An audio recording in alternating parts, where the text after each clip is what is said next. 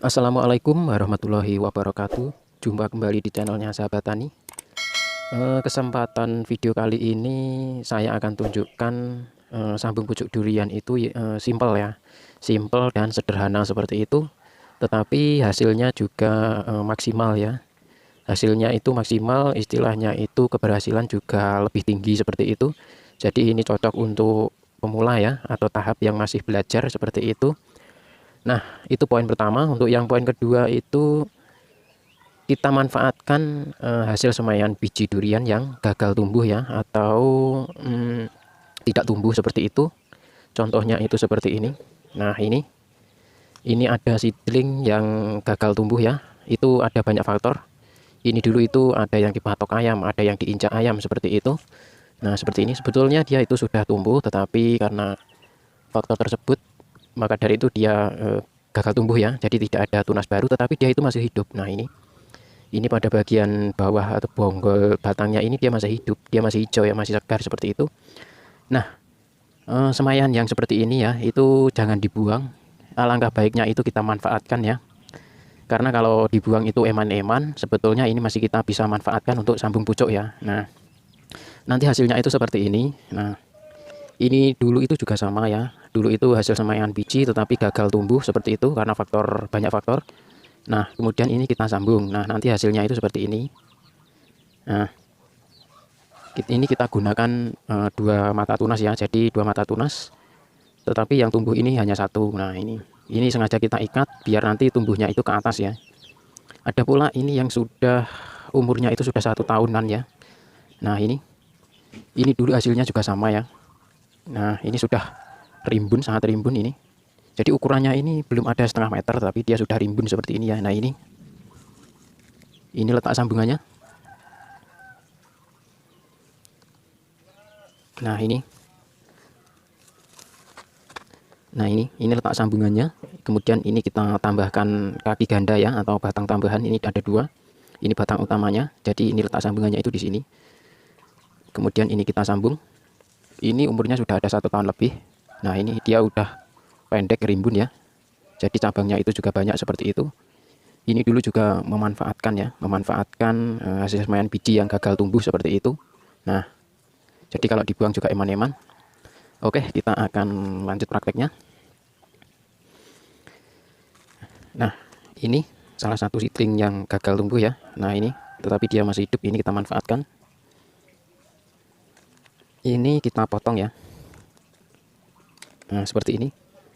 Nah, jadi meskipun atasnya ini udah kering, tetapi yang bawah ini masih segar ya, masih hijau segar.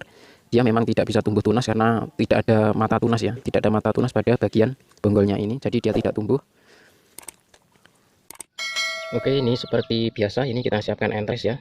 Nah, entresnya itu seperti ini. Jadi kita pilih yang paling bagus, yang paling sehat, dan matunya itu yang sudah besar seperti ini ya. Jadi nanti pertumbuhannya itu bagus atau lebih cepat seperti itu. Oke, untuk yang pertama ini batang bawahnya ini kita belah ya. Untuk pembelahan sendiri itu kalau ingin dibelah tengah itu tidak apa-apa ya.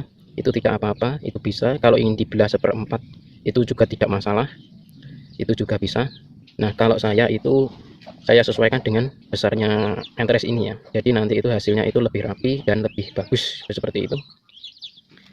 Oke, ini kita belah.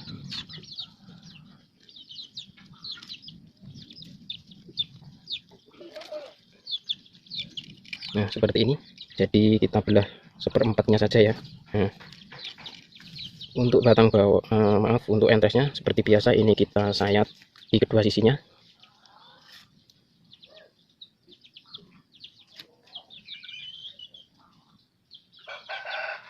Nah, seperti ini. Untuk sayatannya itu agar lebih panjang saja ya. Jadi lebih panjang saja, nanti ketika kita masukkan, kita ikat itu tidak lari ya. Jadi enak. Seperti itu.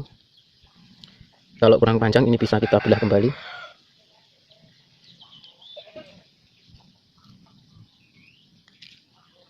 Ya, udah pas. Kemudian kita masukkan. Nah, karena entresnya ini lebih kecil ya, lebih kecil dari belahan kita, belahan seedlingnya ini, itu lebih, kalau ingin dipaskan di tengah itu tidak apa-apa, tetapi kalau saya itu kita paskan agak pinggir saja ya. Jadi nanti kambium bisa ketemu kambium seperti itu. Nah, sudah seperti ini. Jadi irisan pada entresnya ini harus tertutup semua oleh seedling ya. Oke, ini kita tinggal ikat aja.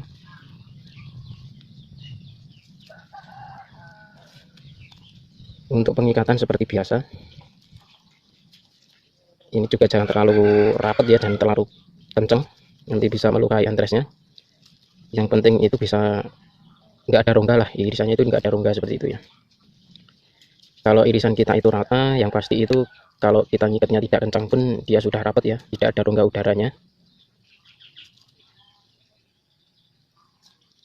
Ini kita gunakan sungkup liret langsung. Kalau ingin menggunakan sungkup plastik ya, itu bisa gunakan sungkup es lilin dan lain sebagainya.